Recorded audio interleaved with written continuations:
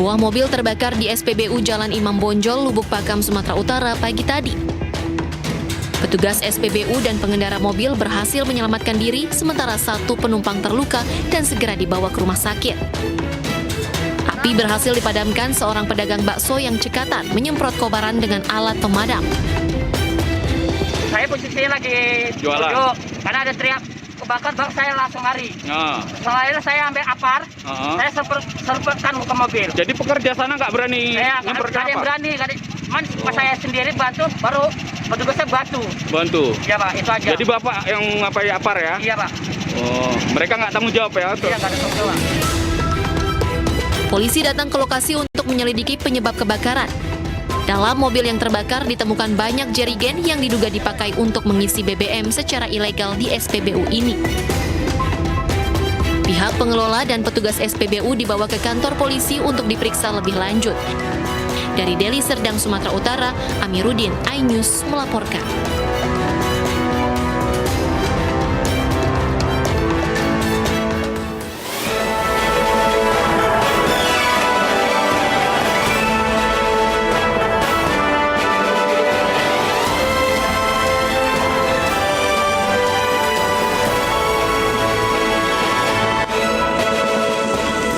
Pesawat Rimbun Air yang sempat hilang kontak di Intan Jaya, Papua ditemukan dalam kondisi hancur.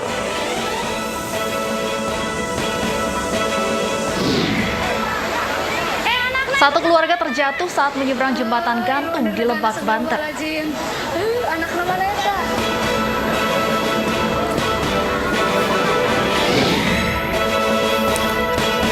Sinyal reshuffle dan bursa pengganti Panglima TNI terus menguat.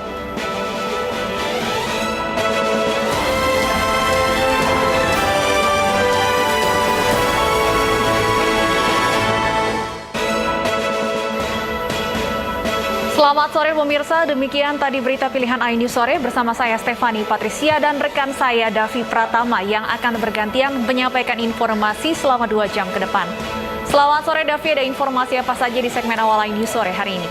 Ya, terima kasih Stefani. Selain 3 informasi utama tadi, kita juga memiliki informasi terkait sebuah mobil terbakar saat membeli bahan bakar di SPBU Kabupaten Nganjuk, Jawa Timur siang tadi. Diduga percikan api membakar BBM yang diisi ke jerigen.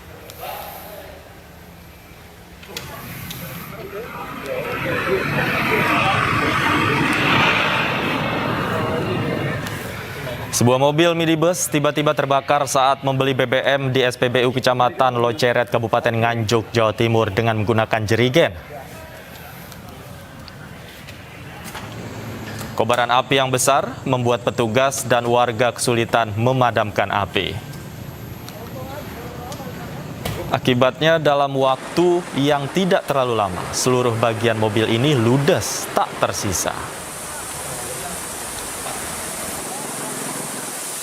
Petugas pemadam yang datang langsung memadamkan api.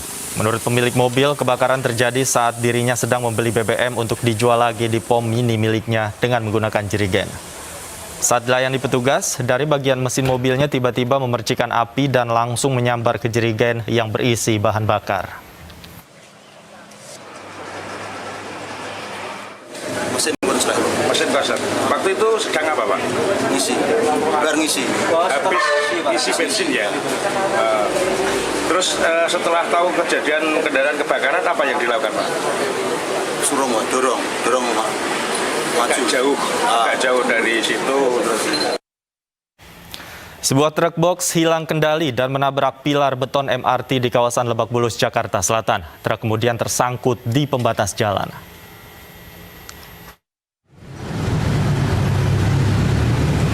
Petugas berupaya mengevakuasi sebuah truk box yang tersangkut pembatas jalan di depan stasiun MRT Lebak Bulus, Jakarta Selatan. Kecelakaan tunggal ini bermula saat truk melaju dengan kecepatan tinggi. Truk kemudian hilang kendali dan menabrak pembatas jalan serta pilar beton MRT.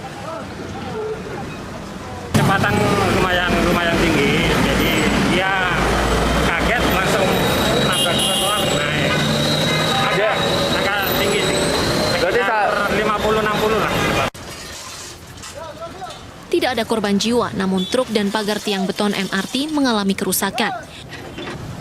Upaya evakuasi berlangsung dengan cepat sehingga tidak menimbulkan kemacetan lalu lintas di lokasi.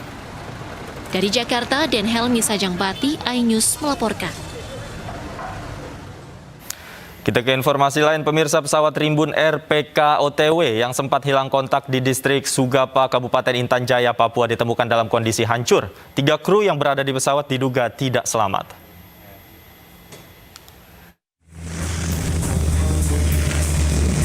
Pesawat Rimbun Air PK-OTW jatuh di Gunung Wabu, Sugapa, Kabupaten Intan Jaya, Papua. Badan pesawat ditemukan berada di jurang. Pesawat ditemukan di ketinggian 400 meter Gunung Wabu. Berdasarkan pengamatan dari helikopter, pesawat dalam kondisi terbakar dan hancur.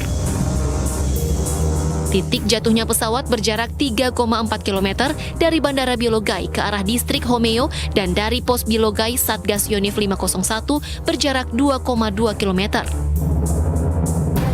Proses evakuasi korban akan dilakukan melalui jalan darat. Untuk mengantisipasi adanya gangguan dari kelompok kriminal bersenjata, aparat didampingi oleh tokoh masyarakat dan tokoh agama setempat.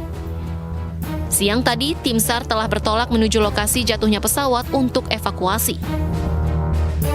Untuk tim yang terlibat sudah berada bersama-sama di lokasi dari pihak Lanut sendiri atau dari TNI dan dari pihak Polri. Begitu juga kami di sini sudah didukung dari pihak maskapai Rimbun Air dan sudah bertolak pada pukul 11.20 kurang lebih ya. Sebelumnya pesawat Rimbun Air hilang kontak di Kabupaten Intan Jaya. Pesawat terbang dari Nabire tujuan Sugapa. Pesawat mengangkut bahan bangunan dan bahan makanan milik Yonif 521 DY yang bertugas di Kabupaten Intan Jaya.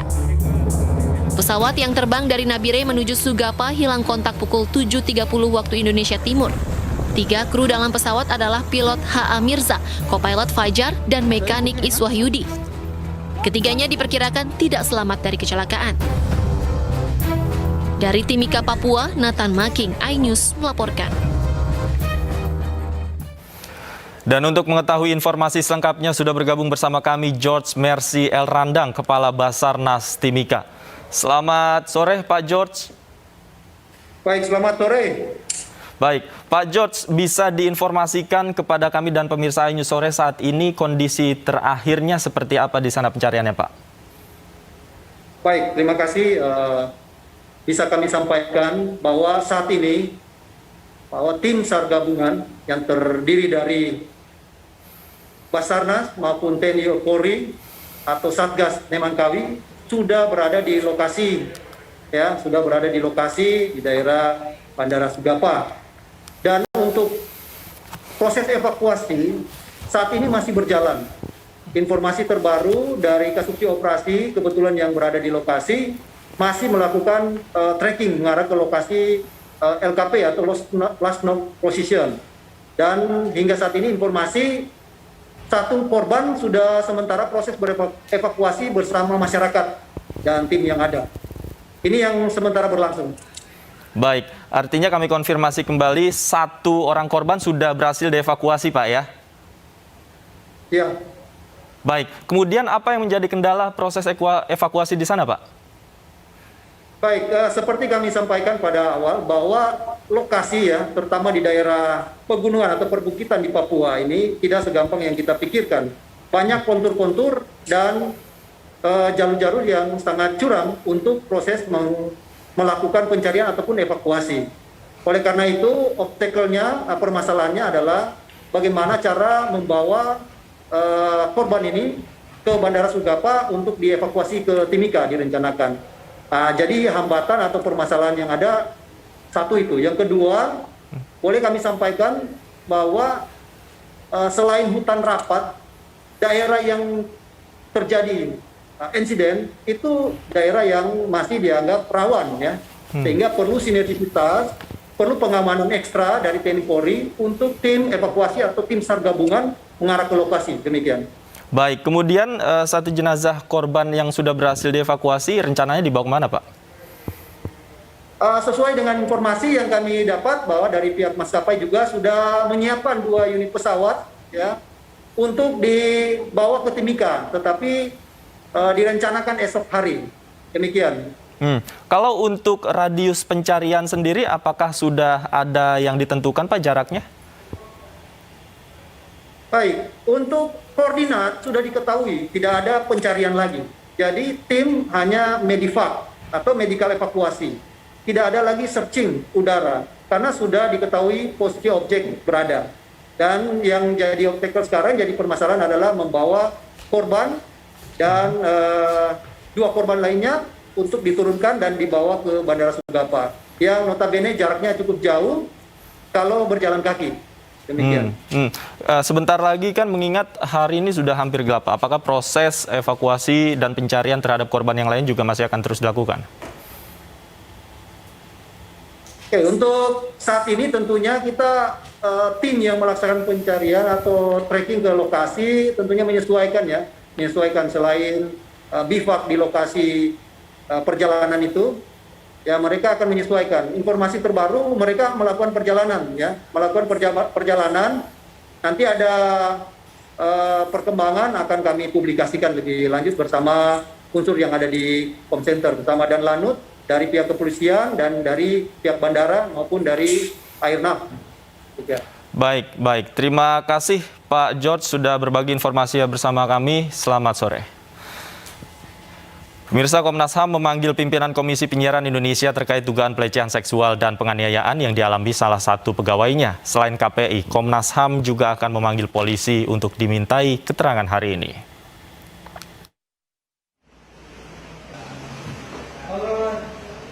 Komisi Penyiaran Indonesia memenuhi panggilan Komnas HAM hari ini. KPI dipanggil untuk dimintai keterangan mengenai dugaan pelecehan seksual dan penganiayaan yang dialami salah satu pegawai KPI. KPI mengatakan kehadirannya di Komnas HAM sebagai bentuk komitmen untuk mengungkap kasus ini. Kasus ini seadil-adilnya, seterang-terangnya, dan kami tidak ingin ada sesuatu hal yang mungkin menghambat. Jadi proses kepolisian kami serahkan semuanya berjalan sebagaimana mestinya. Kami diundang ke Komnas HAM, juga kami hadir sebagai satu bentuk komitmen kami kan. Keterangannya terkait dengan peristiwa yang ada.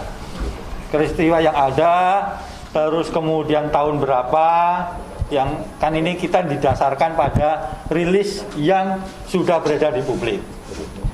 Terus kemudian bagaimana respon dari KPI. Responnya artinya secara kelembagaan, seperti apa komisioner, terus kemudian dari jajaran kesekjenan. Selain KPI, Komnas HAM hari ini juga memanggil pihak kepolisian untuk dimintai keterangan. Sebelumnya, seorang pegawai Komisi Penyiaran Indonesia mengaku menerima pelecehan seksual dan perundungan oleh sesama rekan sekantor. Polisi memanggil 5 terduga pelaku perundungan dan pelecehan seksual tersebut. Dugaan perundungan dan pelecehan seksual telah terjadi sejak 2012. Korban pun mengaku telah melapor ke atasannya, namun malah dipindahkan divisi. Tim Liputan iNews melaporkan.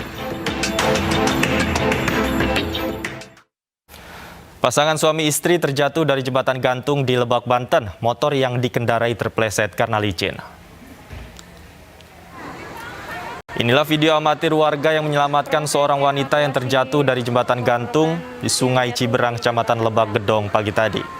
Wanita ini mengalami luka-luka karena kena bebatuan di sungai. Darurat iya.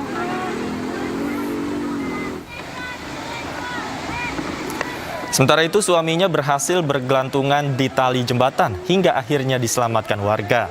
Saat menyeberang, kondisi jembatan gantung basah dan licin, menyebabkan motor yang ditumpangi suami istri ini terpleset. Anaknya itu kemana?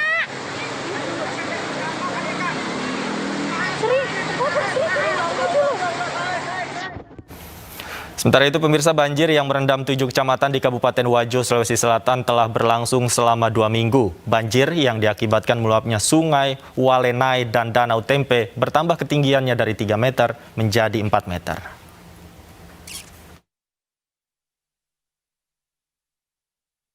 Selama 2 pekan, aktivitas warga di 7 kecamatan Kabupaten Wajo, Sulawesi Selatan lumpuh.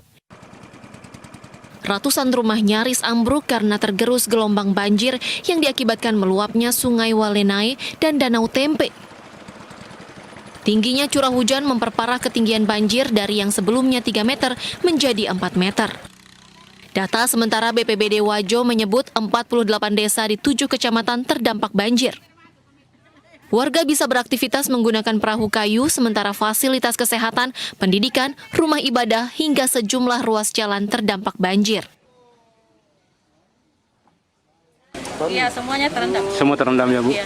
Kira-kira kesulitan yang dihadapi, Bu, ketika banjir seperti ini? Kalau kesulitannya di Kelurahan Lele itu ya sembako dengan bambu. Gitu ya? Yang dibutuhkan oleh warga. Warga terdampak banjir sangat membutuhkan bantuan, terutama bambu, makanan siap santap, air bersih, dan selimut. Dari Kabupaten Wajo, Sulawesi Selatan, Amnar Sengkang, iNews melaporkan. Karena motif ekonomi, seorang suami di Rembang bantu istrinya palsukan dokumen agar bisa menikah lagi. Kami segera kembali, tetaplah di iNews Sore.